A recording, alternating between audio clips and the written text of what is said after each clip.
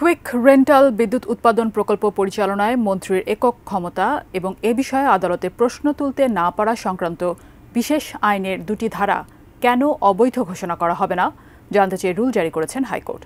রিটকারী আইনজীবীর দাবি, বিদ্যুৎ ও জ্বালানির দ্রুত সরবরাহ বৃদ্ধি আইনের এই দুটি ধারার মাধ্যমে এই খাতে দায়মুক্তি দিয়েছিল আওয়ামী লীগ সরকার। এ খাতে ১৪ বছরে প্রায় ১ লাখ কোটি টাকা ভাড়া গুনতে হয়েছে। বিস্তারিত জাবেদ আক্তারের প্রতিবেদনে। ২০০৯ সালে ক্ষমতা নেওয়ার পর আওয়ামী লীগ সরকার ঘরে ঘরে বিদ্যুৎ পৌঁছে দেওয়ার নির্বাচনী প্রতিশ্রুতি বাস্তবায়নে মাঠে নামে।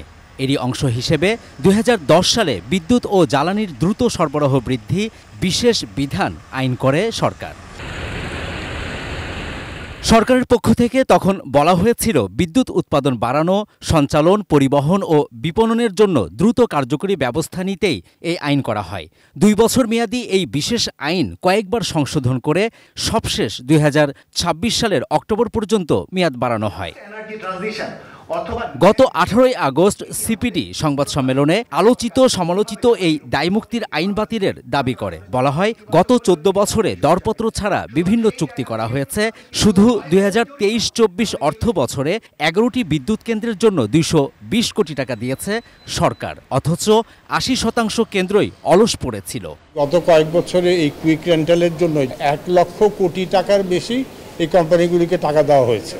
সুস্বাদু বাদাম, তিল আর স্বাস্থ্যকর গ্লুকোজ সব মিলিয়ে প্রাণ পিনাট বার, স্মার্ট কিছু খাও। আইনের ৬-এর ২ এবং ৯ ধারা অসাংবিধানিক দাবি করে সোমবার জনস্বার্থে হাইকোর্টে রিট দায়ের করেন সুপ্রিম কোর্টের ২ আইনজীবী ডক্টর শাহদিন মালিক ও তাইবুল ইসলাম সৌরভ। ৬-এর ২ উপধারা যেটা চ্যালেঞ্জ করা হয়েছে, মন্ত্রীর একক বিবেচনায় সে যাকে ইচ্ছা তাকে যত টাকা ইচ্ছা তত টাকায় চুক্তি করার ক্ষমতা দেওয়া হয়েছে, যেটা অবশ্যই এটা মানে কোনো সভ্য রাষ্ট্রে কোনো মন্ত্রী এরকম একক ক্ষমতা থাকতে পারে না। আর ৯ ধারায় যেটা বলা আছে যে এই সংক্রান্ত ব্যাপারে যে কাকে কন্ট্রাক্ট বা চুক্তি দেওয়া হচ্ছে বা কত টাকায় চুক্তি নেওয়া হচ্ছে, এইসব ব্যাপারে কোনো আদালতে শরণাপন্ন হওয়া যাবে না।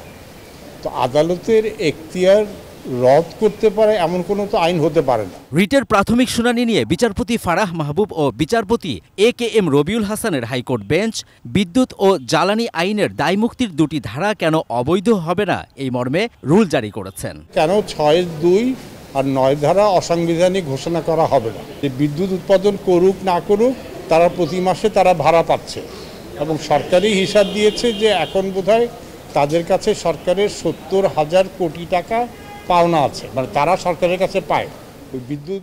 Jabed Akhtar, ATN news, Dhaka.